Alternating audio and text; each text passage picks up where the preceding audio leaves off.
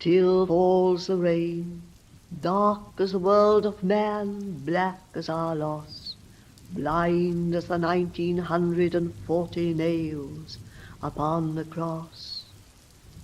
Still falls the rain, with a sound like the pulse of the heart that is changed to the hammer beat in the potter's field, and the sound of the impious feet on the tomb.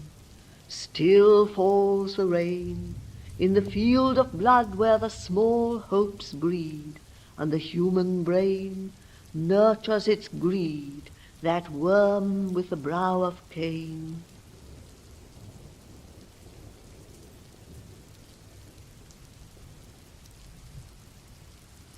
Recently, the United States has initiated an initially unofficial and undesignated war with Iran.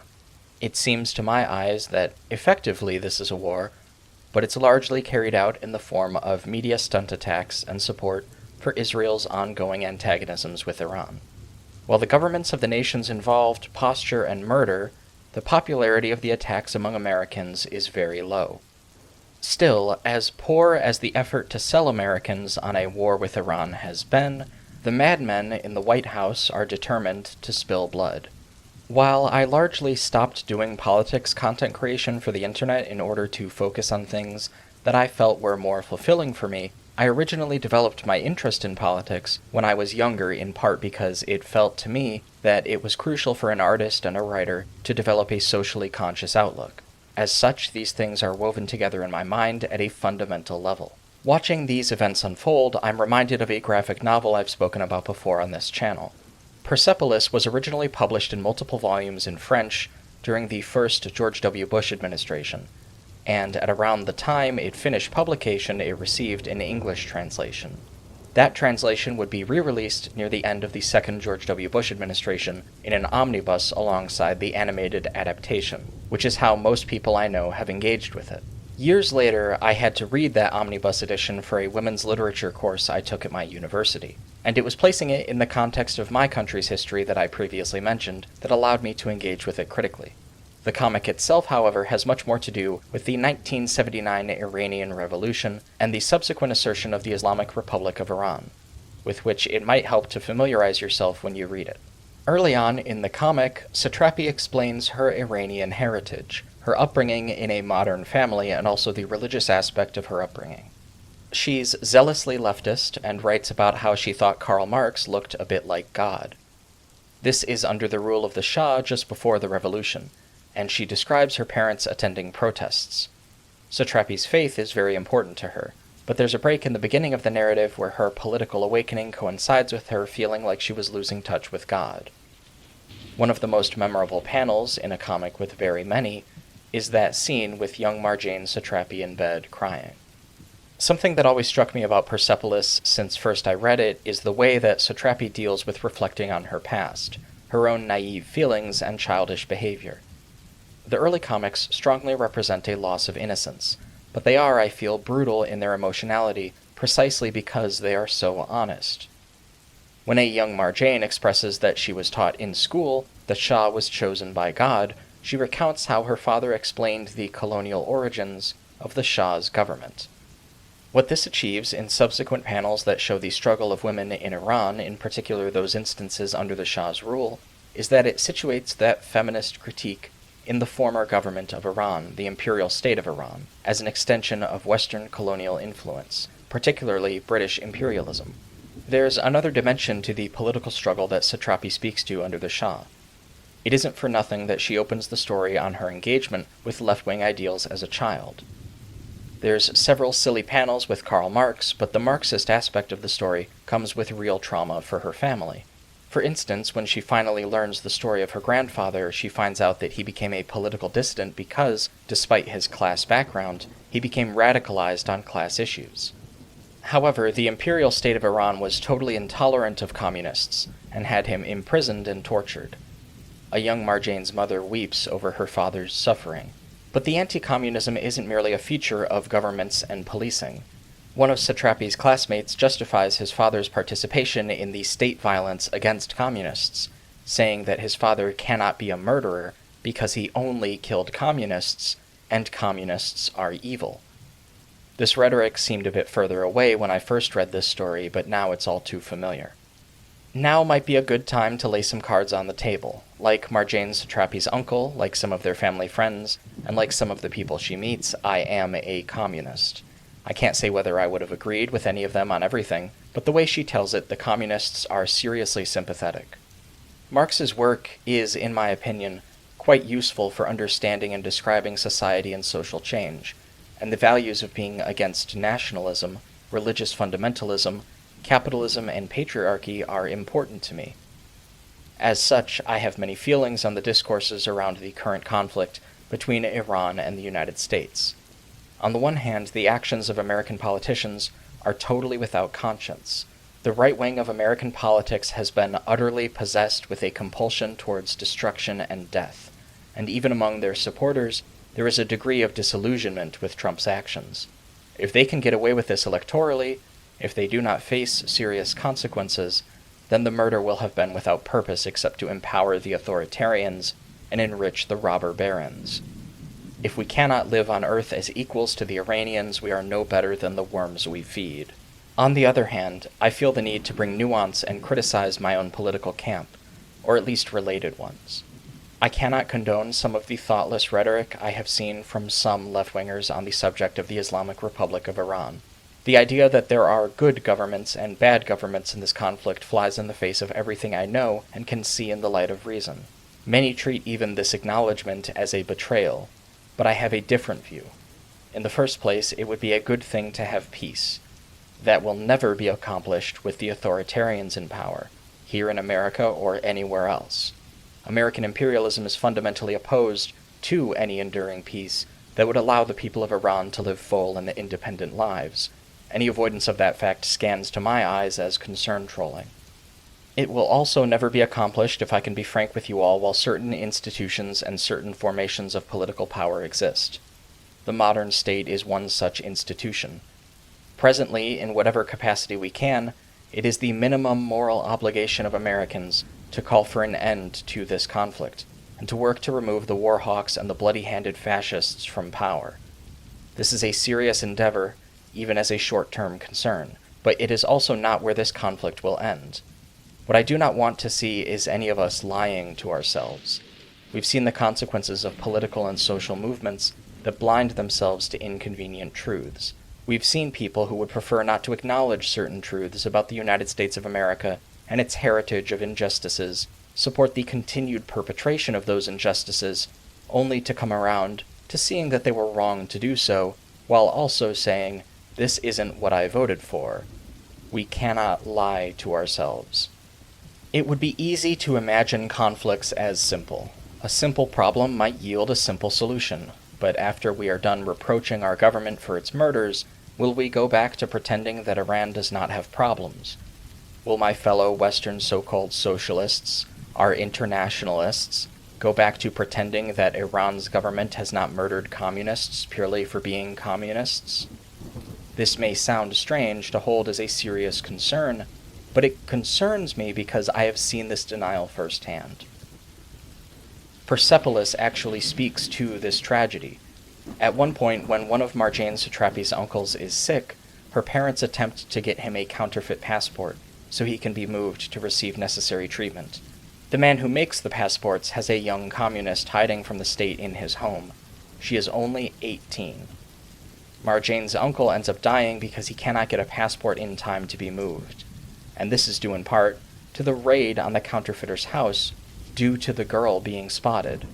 She is executed by the state for being a communist. She is only a teenager at the time. Earlier, when the Shah is deposed, many of the imperial state of Iran's political prisoners are released, although many others had been killed. These newly released prisoners include another of her uncles, Anush, and some of his friends. Anush is a Marxist-Leninist who studied abroad in the USSR. However, in the wake of the establishment of the Islamic Republic of Iran, one by one the communists, Anush and his friends, are rounded up, flee from the country, or are killed. In one series of panels, Anush finds out that a friend of his that Marjane met was drowned in his own bathtub. He says everything will be all right. When another of his friends flees the country, his sister having been killed when she answered the door in his place, a more wilted Anoush still says, "Everything will be all right." And when Anoush is taken by the government, he is allowed one visitor. A young Marjane goes to see him. It is the last time any member of his family sees him alive. Later, Marjane visits his unmarked grave.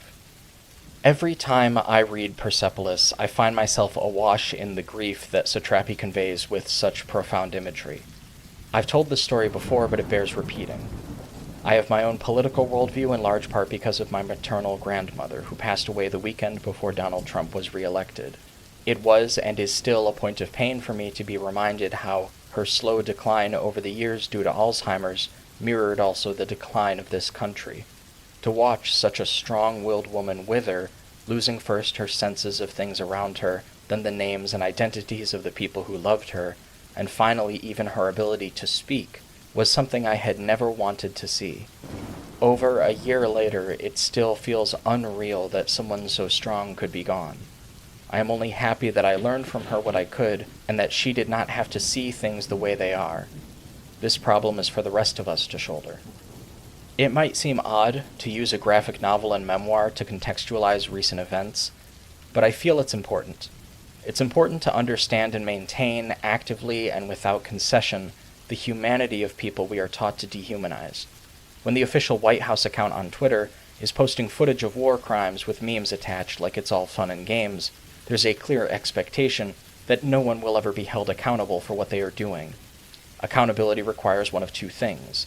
If a person changes for the better, then it requires introspection. But these people do not want to change.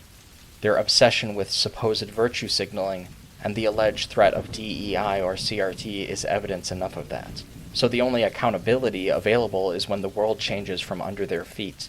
The only potential future is one where we remember this and do not let it fade into the past.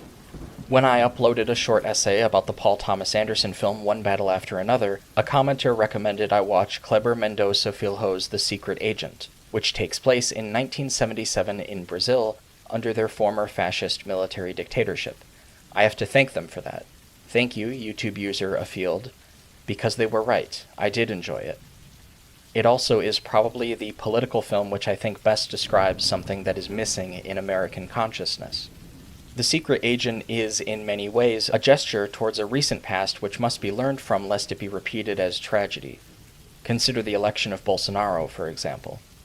In a piece for RogerEbert.com, Daniela Mazzio writes that, quote, "The Secret Agent is also mired in the dictatorship that ruled Brazil from 1964 to 1985, seldom directly acknowledged, but constant in the depiction of that era's emboldened, state-sanctioned violence. This movie is Mendoza's attempt to prevent his country and the world from forgetting this period of history. But the movie is much more than an exercise in recall. The Secret Agent more pointedly is a movie about authoritarianism's methodic persecution of the humanities as a field that documents, preserves, and deciphers collective memory." End quote. I don't know if I'll do a specific video about The Secret Agent, but I at least wanted to visit this topic here because I think this film and Persepolis accomplish something very similar, and both gesture towards what is missing in my own culture: memory. Every new atrocity has the same old excuses, but the apologists say this time things will be different. As my grandmother died, she was forgetting, and my country too has been forgetting. I've seen people ask what the point of doing art critique in this political moment is. Why bother with something like this when lives are being lost? But I think The Secret Agent makes an excellent argument, or Mazzio does, for the role of the humanities and the arts in such a moment. How will we remember this moment? Mazzio goes on to say that, quote, "The Secret Agent is Mendoza's effort to prevent Brazil and the world from erasing people like Armando, who were tortured and killed for any perceived opposition to the dictatorship. But the movie is also a metatextual exploration of the relationship to memory that is central to his career. Cinema, as a narrative and visual art form, is irrevocably a factor in memory, even and perhaps especially when it is dishonest, incomplete, or speculative. It shapes the truth. The arts and humanities are an essential vanguard of resistance because they threaten the total and complete control authoritarianism demands, and that is why they become targets of attack through funding, censorship, and eradication. As the question of art's involvement in politics and vice versa continues to plague filmmakers, Mendoza is unflinching in his belief that the two can't be separated." End quote. It is completely true that the attacks on the arts are a fundamental component of fascism. I'm working on a longer piece about how the Republican Party, the Trump administration, and the evangelical right have taken huge swings at censoring the arts here in America within the past year. But while many dimensions of that issue required some explanation, as I wrote, one that did not was the why. We know why. Authoritarians are threatened by culture. They feel the need to control it, not merely to make the case for how it should be, but to crack down on it and punish anything subversive. In such moments, being a subversive artist is no less important than at any other time. I've held back on making a video about Persepolis because I didn't think it would make anyone happy, least of all myself, to share these thoughts. It's not like my need to speak about how much of the popular rhetoric around both the United States and Iran is fundamentally hostile to communist values makes me inherently sympathetic to others. I know that, just as I know that speaking up as a trans woman with this voice, with my appearance in virtually any capacity, while describing the struggles of women in society, will and always does cause me to receive negativity. I know that it's unlikely that someone with my views and my experiences will be overly sympathetic. I know all of that. But what do you do when you can't do nothing, but it feels like there's nothing you can do? You do what you can. So I will remain outspoken about this war. It is wrong. Our military and Israel's military, presumably with the weapons our government has given them, are killing innocent people. This type of violence, this type of war, is characteristic of an attempt to transform the world in the image of capitalism by transfiguring it through destruction, like capitalism does. It reminds me of the anecdotes about the Iran-Iraq War from Persepolis, like Satrapi seeing the remains of her friend's body in a bombed home. That war, too, was done with the go-ahead of the American government. It reminds me also of the anecdotes about the Gulf War from Persepolis, like the exchange between Marjane and her parents about how the Iranian media are fundamentalist propagandists who only make anti-Western propaganda, and the Western media only makes propaganda calling all Iranians terrorists and fundamentalists.